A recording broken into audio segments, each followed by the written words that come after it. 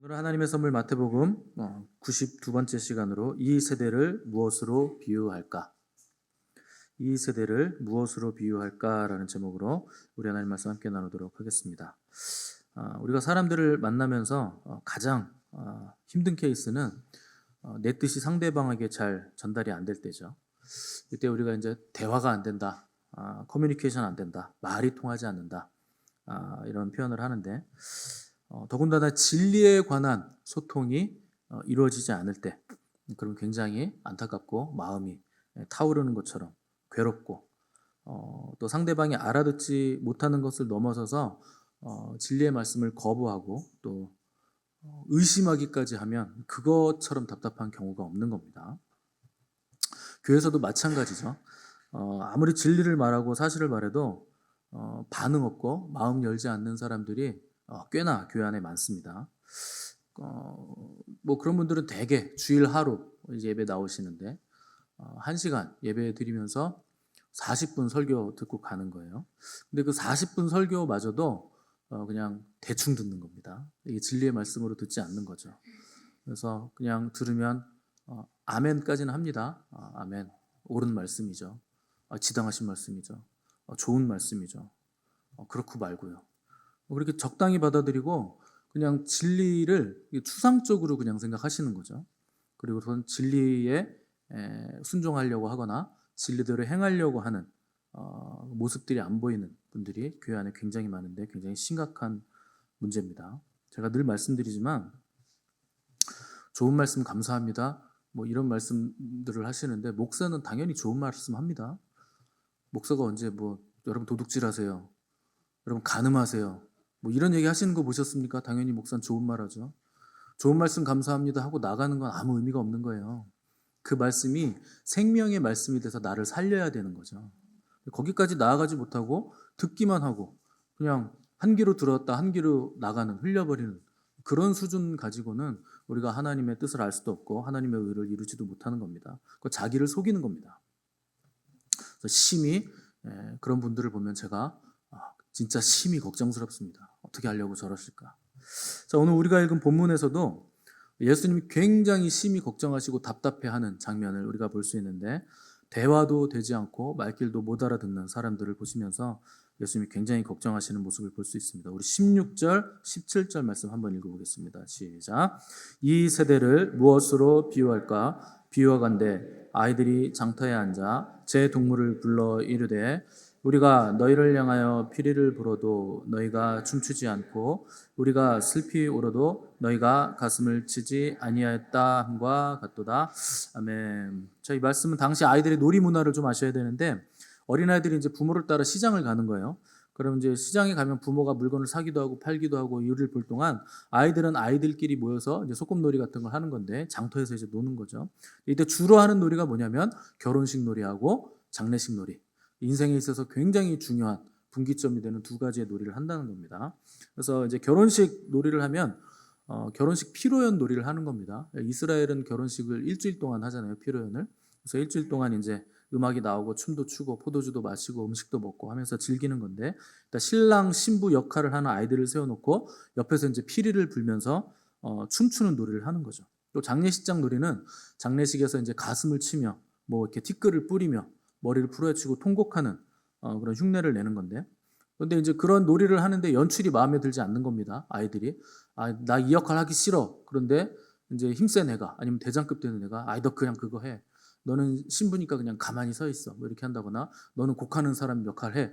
이렇게 정해주는데 이게 불만을 가진 아이들이 생기는 거죠. 아이들이니까. 그러면 결혼식 놀이 하는데 피리를 불어도 춤을 안 춘다는 겁니다. 난 마음에 안 든다는 거죠. 곡을 하는데도 옆에서 같이 곡을 안 해주는 거죠. 그러니까 그 장면을 주님께서 예로 드시는 거죠. 이게 무슨 말인가? 진리를 아무리 말하고 선포하고 가르쳐도 반응이 없는 세대라는 거예요. 그냥 한 귀로 듣고 한 귀로 흘린다. 그냥 그런가 보다. 좋은 말씀이네. 훌륭한 선생님이네. 그리고 그냥 지나간다는 거죠. 이런 일들은 뭐 예수님 시대만 그런 거 아닙니다. 우리 시대까지 그러죠. 예수님 태어날 때를 한번 생각해 보세요.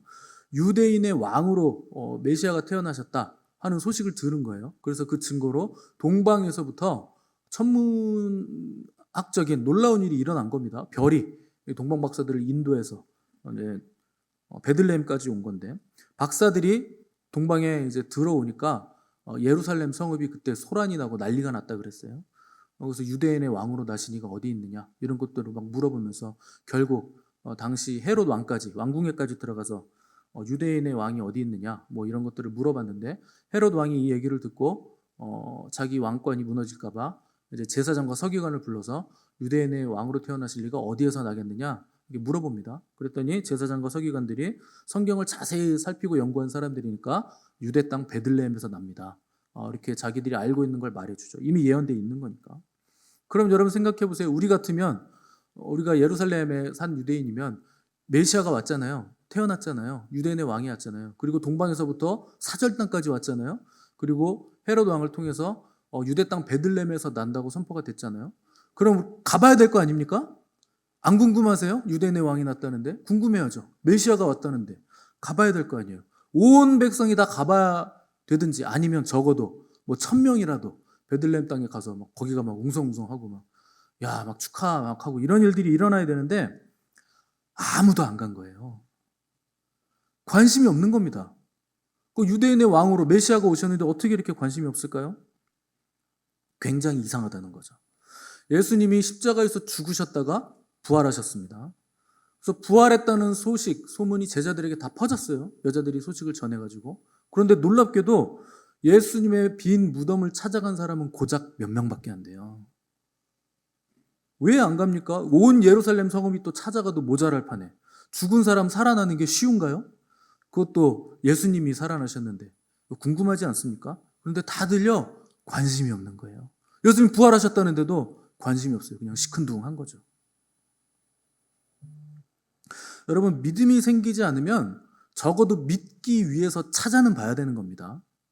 믿기 위해서 노력은 해봐야 되는 거예요. 믿음이 안 생기면. 근데 믿는다는 사람들이, 메시아를 기다린다는 사람들이, 주님을 사랑한다고 하는 사람들이, 제자들이 무덤을 안 찾아가는 거예요. 예수님 태어났는데 찾아가질 않는 거예요. 베들레헴에.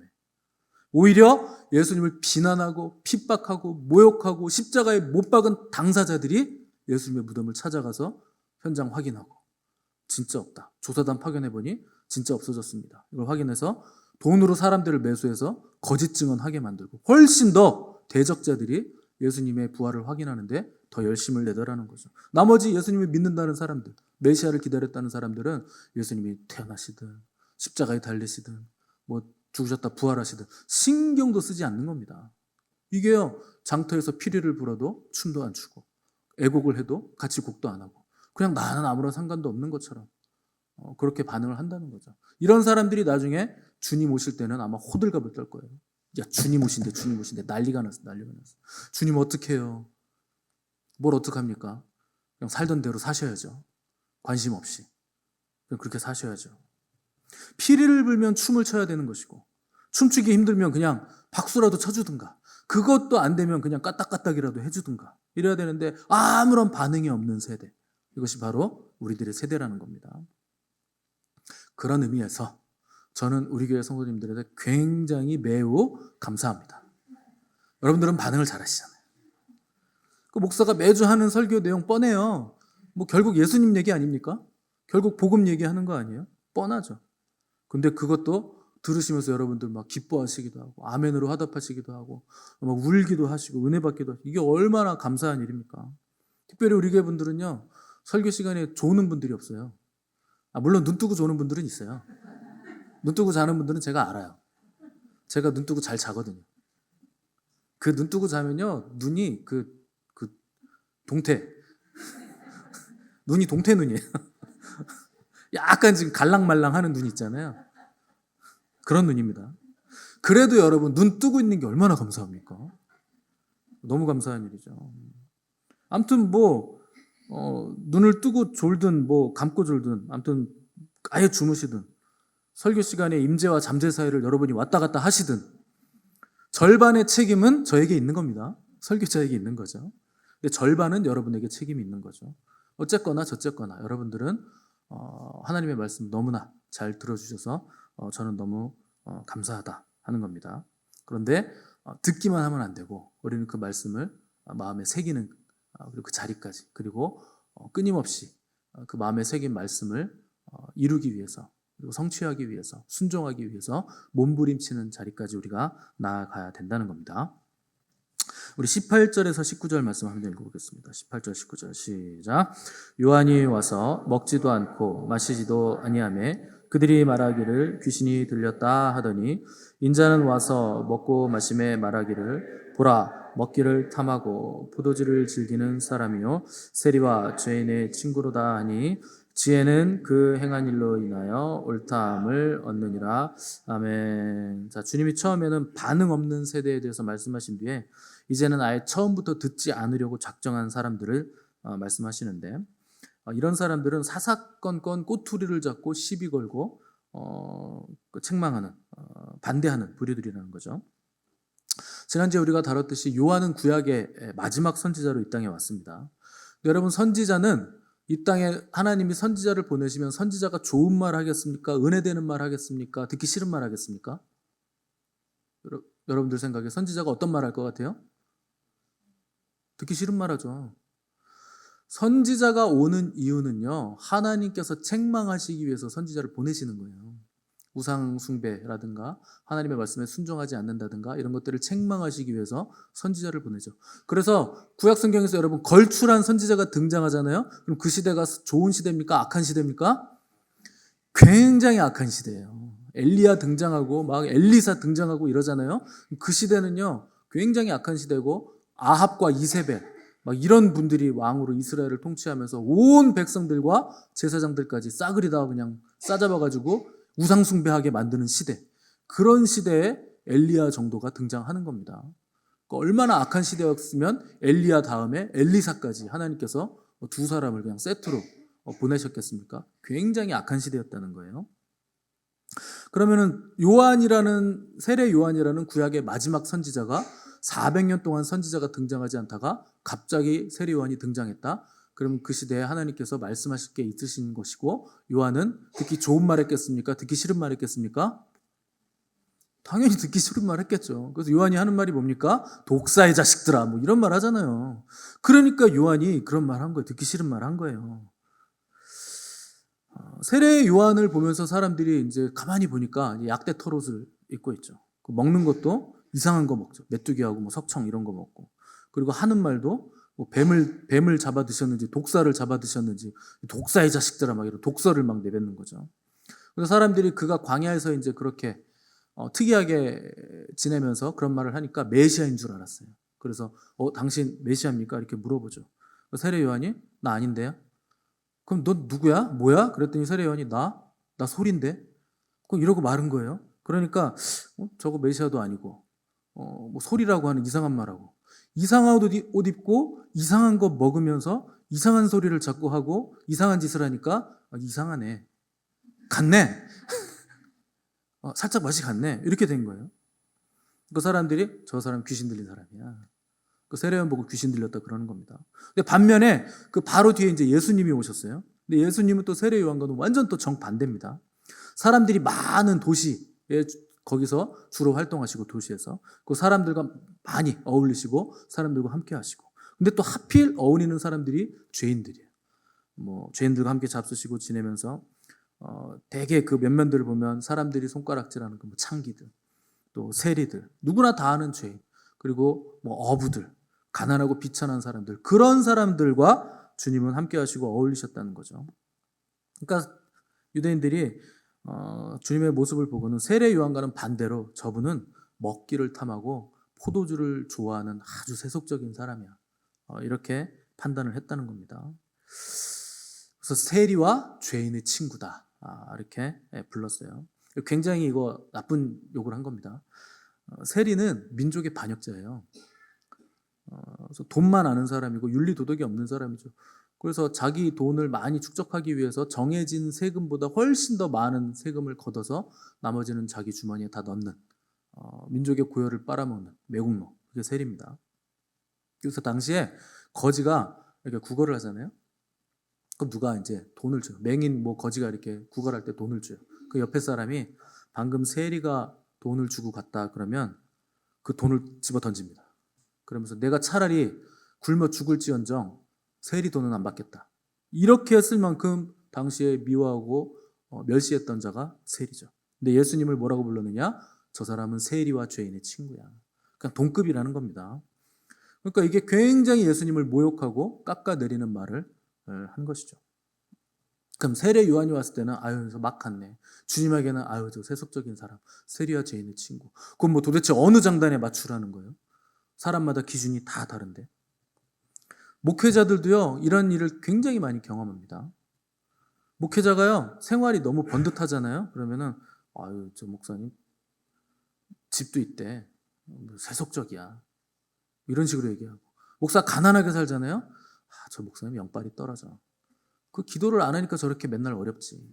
저러면서 설교는 어떻게 할까? 이런 얘기를 합니다. 설교할 때 더 그렇죠. 설교를 너무 진지하게 하면 재미없어. 저 목사님 설교는 너무 무거워. 재미없어. 졸려. 또 재밌게 하잖아요. 전 설교가 저렇게 가벼워가지고 저거 저걸 또 길게 하잖아요. 지루해. 말이 너무 많아 우리 목사님. 짧게 하잖아요.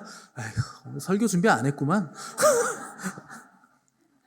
오늘 뭐 2장 넘어갔나 보네 원고가 넘기다가. 뭐 이런 식으로 뭐 어떡하라고요? 어느 장단에.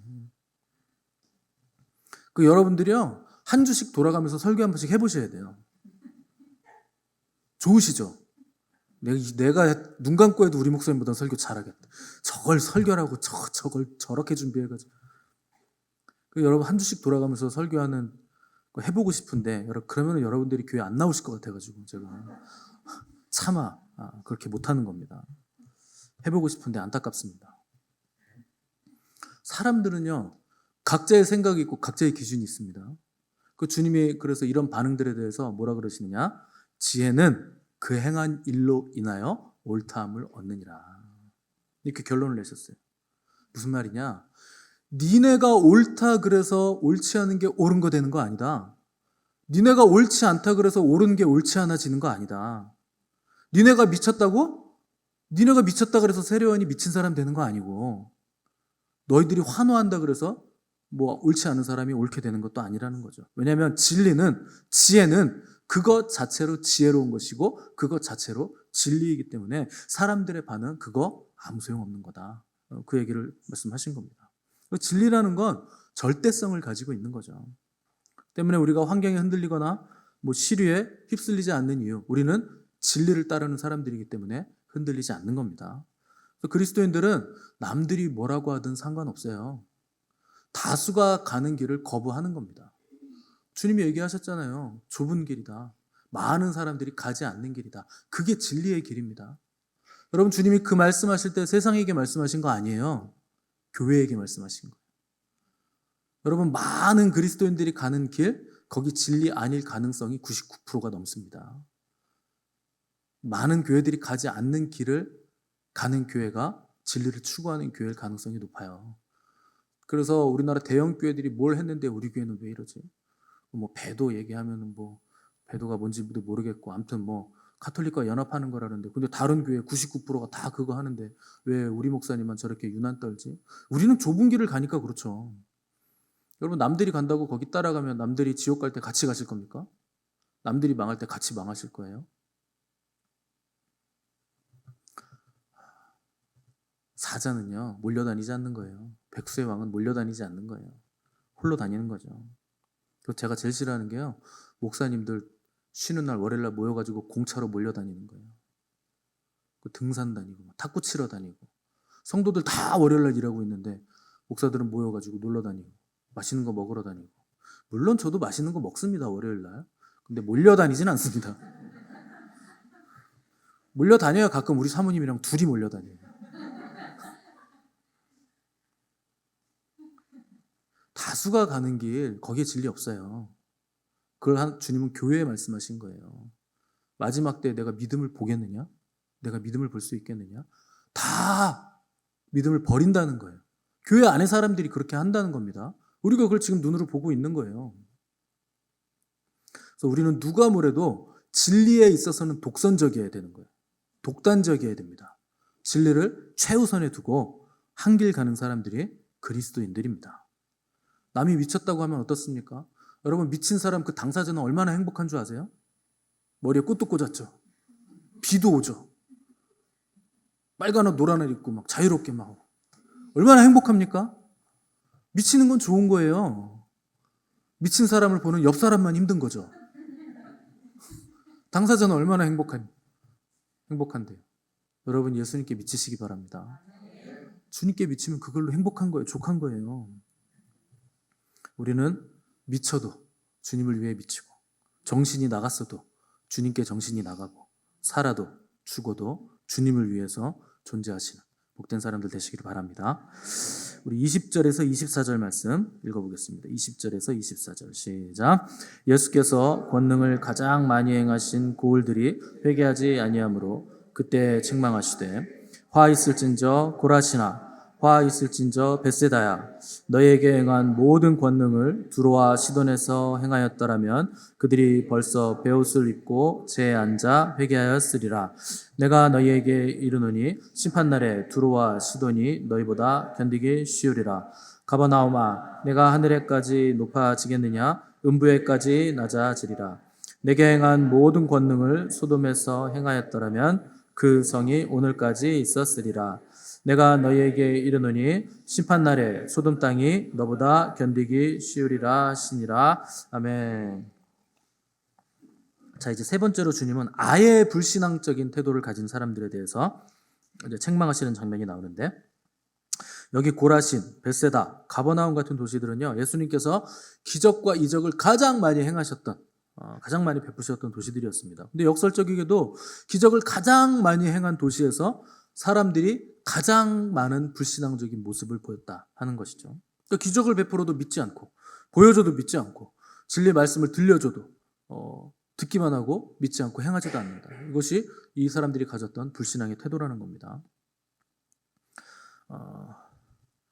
말씀은요, 진리라는 것을 믿는 순간 그건 절대적인 게 되는 거예요. 그걸 그냥 한 귀로 듣고 한 귀로 흘려보낼 수는 없는 겁니다. 왜냐하면 하나님의 말씀은 어제나 오늘이나 영원토록 동일하신 말씀이기 때문에, 그리고 그 말씀은 오류가 없고 시대와 장소를 초월하고 그 어떤 사람, 어떤 문화, 어떤 사상에도 흔들리지 않는, 변치 않는 절대적인 말씀이기 때문에 우리가 그 말씀을 들었다면 그 말씀을 마음에 새기고 행하는 데까지 나아가야 되는 겁니다.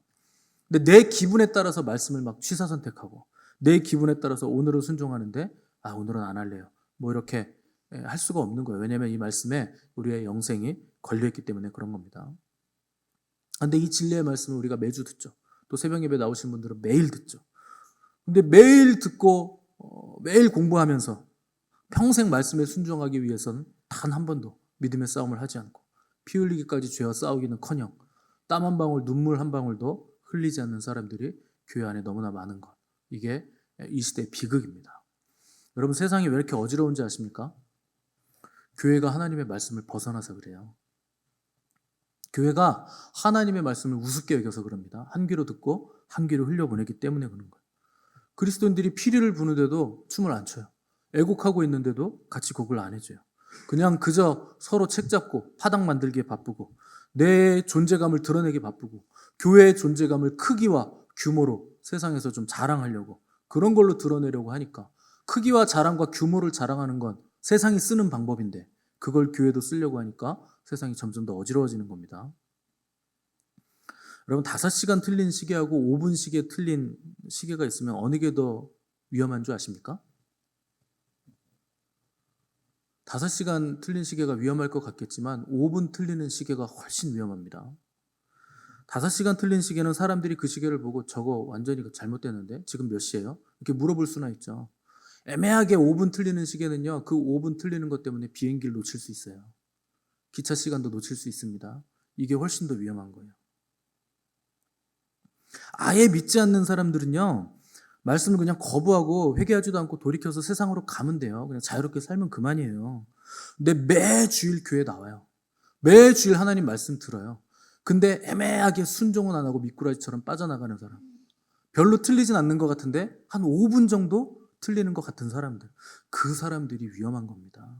그것 때문에 마지막에 놓쳐버리는 거예요. 주님을 놓치는 거예요. 결정적인 때에 결정적인 걸 놓치게 된다는 거죠.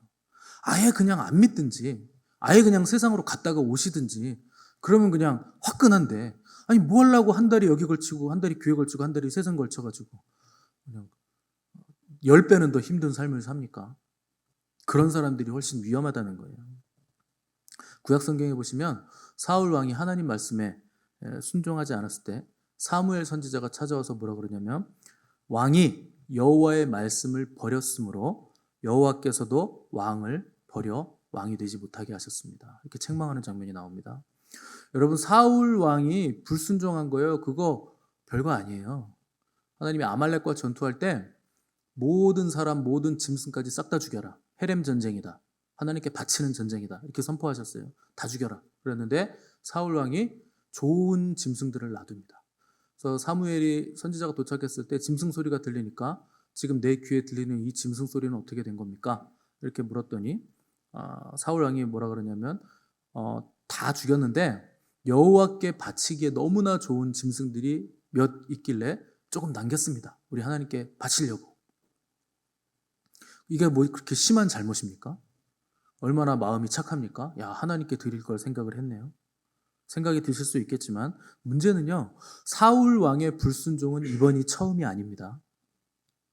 그 전에 사무엘 선지자가 7일을 기다리라고 했는데 기다리지 못하고 감히 자기가 제사장이 해야 될 일을, 선지자가 해야 될 일을 자기가 해버려요. 제사를 자기가 드립니다. 왕은 제사 못 드리게 돼 있어요. 제사장이 드리는 거지. 근데 백성들은 자꾸 도망가려고 그러고 전열이 자꾸 무너지고 전쟁은 해야 되고 빨리 제사를 드려야 전쟁을 할 수 있는데 7일이 됐는데 사무엘 선지자 안 오니까 자기가 그냥 제사를 드려버린 거예요. 근데 여러분, 7일 기다리라고 했으면 그날 밤 12시까지 기다려야 될 거 아니에요. 근데 7일째 됐는데 아직 밤 12시가 안 됐는데 낮에 그냥 제사를 드렸다는 거예요. 근데 제사를 드리자마자 사무엘 선지자가 도착을 하죠. 그러니까 사울 왕은요, 그렇게 큰 잘못하는 거 아니에요. 많은 시간 틀린 거 아닙니다. 한 5분 정도? 조금 못 기다리는 거, 조금 빗나가는 거. 이 정도면 익스큐즈 해줄 수 있을 만한 거. 그 정도 타협을 한 거예요. 근데 그게 습관화되어 있는 거예요. 문제는 습관적으로 하나님의 말씀을 아주 작은 거 하나를 불순종한다는 거죠. 그랬더니 하나님이 어떻게 판결을 내리시느냐? 왕이 여호와의 말씀을 버렸으므로 여호와 하나님도 왕을 버려 왕이 되지 못하게 했습니다. 근데 여러분, 그 뒤로도 사울 왕은 계속 왕이에요. 거의 10년 동안 계속 왕이었어요. 그런데 왕의 자리에 있긴 하지만 하나님이 버린 왕이에요. 하나님이 세우신 왕이 아니라 자기 스스로가 자기를 세운 불안한 왕의 자리에 계속 있었다는 거죠. 그러면서 사무엘이 또 뭐라 그랬느냐? 거역하는 것은 사술의 죄와 같습니다. 이 사술이라는 건 뭐냐면 점친다는 뜻입니다. 그러니까 여러분, 불순종하는 건 점치는 죄와 같다는 거예요. 점친다는 건 뭡니까? 우상숭배한다는 거죠. 하나님이 가장 가증히 여기시는 우상숭배와 하나님의 말씀에 불순종하는 거, 하나님이 동급으로 보신다는 거예요. 아니, 우상숭배하고 짐승 몇 마리 남긴 게 어떻게 동급이 됩니까? 근데 여러분, 거역한다는 게 뭡니까? 하나님의 말씀보다 자기 생각이 더 앞선다는 거죠. 자기 중심성의 발로예요. 내 인생의 왕이 하나님이 아니고, 나를 이끄시는 분이 하나님이 아니고, 내 생각이 나를 이끌어갑니다. 나는 이게 더 좋은 것 같습니다. 자기 중심성, 자기 생각이 하나님 생각보다 더 높아졌기 때문에 결국 이건 우상숭배와 맞닿아 있게 된다는 거죠. 하나님이 이걸 굉장히 가증하게 여기신다는 겁니다. 이러면 너무 하나님의 말씀이 엄히하죠. 우리가 하나님의 말씀을 지켜야 되는데, 이거 하나님 말씀 지킨다는 거 얼마나 어렵습니까? 성경책 이거 다 지키기 너무 두껍잖아요. 이거 어떻게 다 지켜요? 너무 많은데, 너무 두꺼운데. 읽지도 않은 사람이 태반인데, 여기에는 이거 한번 다 읽어보지도 않은 사람이 태반이에요. 이거 어떻게 다 지킵니까? 그래서 하나님이 이거를 딱 요약해 주셨어요. 그게 10계명이에요. 10개로 성경을 딱 요약해 주신 거죠. 얼마나 친절하십니까, 하나님이? 너무 친절하죠. 너무 간단하죠. 10개만 지키면 돼요. 근데 여러분, 10개가 지키는 게 쉽습니까? 내 앞에서 다른 신 두지 말아라. 우상숭배 하지 마라. 그러니까 너와 나 사이에 아무것도 두지 말아라. 네 생각으로 앞서가지 말아라. 여러분, 그게 쉽습니까? 10개도 이거 굉장히 어렵습니다. 굉장한 부담이고 굉장히 무거운 느낌을 받을 수밖에 없죠. 그래서 더 줄여주셨어요. 예수님이 이 땅에 오셨을 때 이걸 또 쪼려가지고 딱 2개로 그냥 끝내셨어요. 그래서 성경을 쪼려서 두 개를 딱 두 방울이 떨어졌는데 첫 번째 하나님을 사랑하고 두 번째 이웃을 사랑해라. 얼마나 쉽습니까? 간단하잖아요, 두 개. 여러분 이 두 개가 쉽습니까? 쉽습니까? 굉장히 어렵고 부담스러우십니까? 부담스럽죠. 이거 굉장히 힘든 계명이에요. 예수님께서 이 두 가지 계명을 주셨을 때 신명기 6장에 있는 쉐마 말씀을 주신 거예요. 한번 들어보세요. 이스라엘아 들으라. 우리 하나님 여호와는 오직 유일한 여호와시니 너는 마음을 다하고 뜻을 다하고 힘을 다하여 내 하나님 여호와를 사랑하라. 오늘 내가 내게 명하는 이 말씀을 너는 마음에 새기고 내 자녀에게 부지런히 가르치며 집에 앉았을 때든지 길을 갈 때든지 누워있을 때든지 일어날 때든지 이 말씀을 강론할 것이며 너는 또 그것을 내 손목에 매어 기호를 삼으며 내 미간에 붙여 표로 삼고 또 내 집 문설주와 바깥문에 기록할지니라. 요게 그 유명한 쉐마. 쉐마는 들으라라는 뜻입니다. 쉐마 이스라엘아 들으라 하는 쉐마 말씀 9절인데 잘 보시면 마음을 다하고 뜻을 다하고 힘을 다하고 예수님은 여기다 하나를 더 붙이시죠. 목숨을 다하여 주 너의 하나님을 사랑하라. 여러분 이게 쉽습니까? 굉장히 어려운 말씀이에요. 그런데 이런 계명을 주셨으면 곧 신명기 다음 구절에는 그러면 어떻게 하는 게 이렇게 사는 것인가 라는 행동 강령 같은 걸 주셔야 되잖아요. 그래야 우리가 할 수 있잖아요. 그런데 하나님 그렇게 말씀을 안 하시는 거예요. 놀랍게도 그 다음에 무슨 말씀을 하셨느냐? 오늘 내가 명하는 이 말씀을 너 마음에 새겨라. 마음에 새겨라. 그리고 자녀에게 부지런히 가르쳐라. 밥 먹을 때 가르치고 앉을 때도 가르치고 일어설 때도 가르치고 길을 갈 때도 가르치고 누워있을 때도 가르치고 강론해라. 그리고 네 손목에 매놔라. 그 계명을. 그래서 이스라엘 사람들 이렇게 맨 거 제가 보여드렸죠. 매놓고 미간에 붙여 여기 떡 올려놓잖아요. 말씀 함 올려놓고 또 집 문설주 바깥문에 기록해라. 그래가지고 바깥에 그 집 문에 보면 명패처럼 그 함이 있습니다. 이스라엘 사람들. 거기에 요 쉐마 말씀이 기록되어 있는 거죠. 그러니까 여러분 하나님을 사랑하고 이웃을 사랑하는 계명을 주셨을 때 이거를 어떻게 하는지를 알려주신다기보다는 뭘 주셨는가? 너희들 이거 마음에 계속 새겨. 이 말씀을 하신 거예요. 아무리 사랑해도 하나님 100% 사랑하지 못합니다. 여러분 아무리 여러분들이 이웃을 사랑해도 나를 사랑하는 것처럼 이웃 못 사랑해요. 맛있는 거 있으면 내 입에 먼저 들어가죠. 좋은 거 있으면 내가 먼저 갖고 그리고 조금 남으면 양심에 찔리면 조금 나눠주고 뭐 이런 거죠. 여러분 여기 지금 하나님 100% 사랑하시는 마음 가지고 계신 분 계세요? 나는 100% 사랑한다 이런 마음 있습니까? 오늘 점심 뭐 먹을까? 오늘 12시가 다 돼가는데 왜 아직도 목사님 저러고 있을까? 오늘 새신자 양육반 메뉴는 뭘까? 뭐 이런 생각을 하시지 않습니까? 그럼 100%가 어떻게 됩니까? 100%가. 어떻게 마음과 뜻과 힘을 다해 하나님을 사랑해요? 근데 하나님은요 그걸 요구하시는 게 아니에요. 너희들 이 계명을 기억하라는 거예요. 기억해라. 마음을 새겨라. 계속 기억하고 또 기억해라. 안 되지만 안 될 때 또 기억해라. 또 기억해라.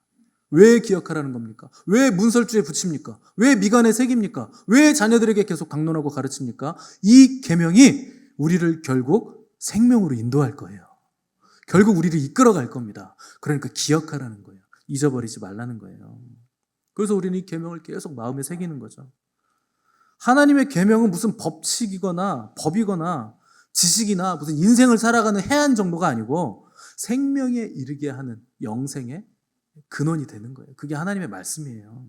때문에 우리는 끊임없이 이 말씀을 기억하면서 스스로를 계속 돌아보는 작업을 해야 된다는 겁니다. 그래서 계속 돌아보고 고민하고 잘 안 된 거 회개하고 돌이키고 용서 구하고 하나님 앞에 합당하지 않는 거 계속 내 안에 있는 견고한 자 계속 매일매일 부수어내면서 회개하면서 우리가 하나님이 이끄시는 길로 갈 때 하나님이 원하시는 장성한 분량으로 우리가 점점 자라나고 영생에 이르게 된 길을 우리가 걸어가게 된다는 겁니다. 그래서 저는 주일마다 여러분 앞에 서서 피리를 부는 거예요. 춤 좀 춰보세요. 좀 애곡하면 좀 같이 좀 통곡 좀 해보세요. 근데 피리를 불어도 시컨도 정신은 안드로메다 가 있고 눈은 썩은 동태 눈깔이 돼가지고 임재와 잠재 사이를 왔다 갔다 하면서 그저 언제 끝나나 이것만 생각하고 있으면 여러분 스스로 돌아보셔야 돼요. 하나님이 기억하라는 거예요. 너 말씀을 기억해라. 돌아봐라. 그 믿음의 점검을 우리가 매주 매일매일 해봐야 된다는 것이죠. 여러분 어떤 삶을 살고 계십니까? 무엇이 여러분을 고민스럽게 만들고 어떤 문제와 여러분 싸우고 계신가요? 혹시 하나님의 말씀을 듣지만 그 말씀 앞에서도 길을 잃고 헤매지는 않으십니까? 근데 여러분 기억하시기 바랍니다. 하나님이 나의 아버지 되시고 그분이 나를 구원하셨고 우리에게 요구하시는 것은 무흠한 완전성이 아니라 그분을 기억하라는 거예요. 너는 젊었을 때 너의 창조자를 기억하라. 그분의 말씀을 기억하라는 거예요. 그분의 계명을 기억하라는 겁니다.